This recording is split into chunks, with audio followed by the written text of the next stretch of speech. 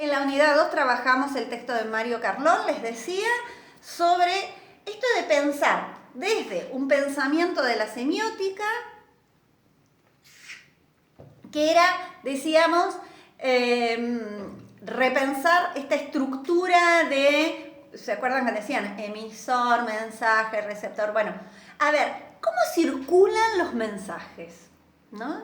Y eso habla de un tipo de sociedad. Y entonces, Mario, en este artículo, que es un artículo bastante corto, me parecía que tenía esa característica, analiza cómo se ha ido modificando de la sociedad mediatizada a esta hipermediatización. Entonces empezamos a jugar con cómo empieza en los distintos niveles, ya no solo de arriba hacia abajo, sino también desde la horizontalidad y de abajo hacia arriba empiezan a circular los mensajes como una característica de nuestra sociedad contemporánea también, ¿no? Y un poco para hacer un paréntesis, yo voy a saltar dos textos que pensaba darles, pero bueno, estamos en un año un poco especial. Igual quedan, igual si a alguno le interesa, los podemos revisar, pero me parecía interesante tratar, porque otros años no habían tenido oportunidad en materias anteriores de leer textos que son básicos para pensar en cualquier egresado de diseño gráfico y para pensar en esto que se llamó industrias culturales, que hablando de los medios de comunicación, hablando de esta circulación de los mensajes, es importante. Y entonces nos vamos a lo que se ha conocido como la teoría crítica. Algunos la llaman la Escuela de Frankfurt. En realidad no existió un lugar llamado Escuela de Frankfurt. Frankfurt es una localidad en donde se ubicó un instituto de investigaciones sociales posterior a la Primera Guerra Mundial en Alemania.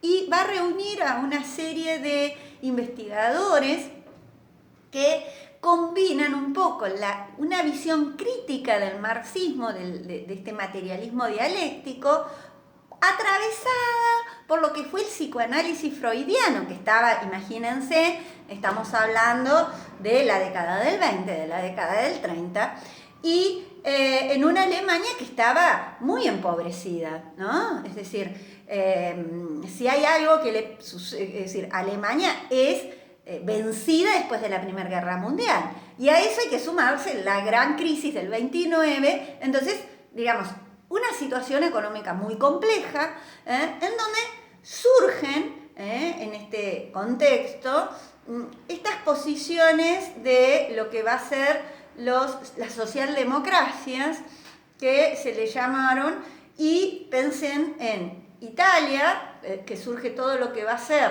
Mussolini, con el fascismo, y en Alemania, que surge Hitler, que va a consolidar el nazismo, ¿no? No es menor el dato de que quienes no podían ingresar a las universidades, decíamos, ¿no? Las universidades europeas, la Universidad Alemana era una universidad muy conservadora, incluso costaba mucho que los judíos ingresen.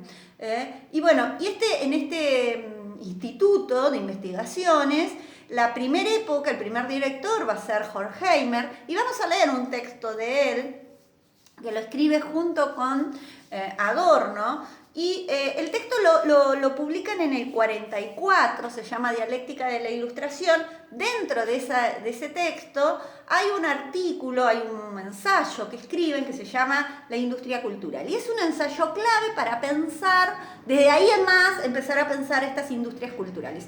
Ellos la piensan en el cine que estaba surgiendo, la piensan en la radio, que tenía mucha difusión, ¿no? Entonces, la pregunta que a ellos les interesa hacerse es decir, bueno, no podemos estudiar el ser, y en eso lo critican a Heidegger, que era un filósofo contemporáneo, dice, no podemos estudiar el ser, no podemos hablar en esas miradas filosóficas, sin pensarlo en esta historicidad, en su contexto, en su cotidianidad. Tienen una frase que dice, el ser en el mundo oculta la ruptura porque el hombre existe de modo distinto a la forma en que se piensa a sí mismo. Falta de correspondencia entre el proletariado y la... Es decir, no es lo mismo el ser a la representación que el ser tiene de sí. Ay, qué difícil. Sigo en la próxima.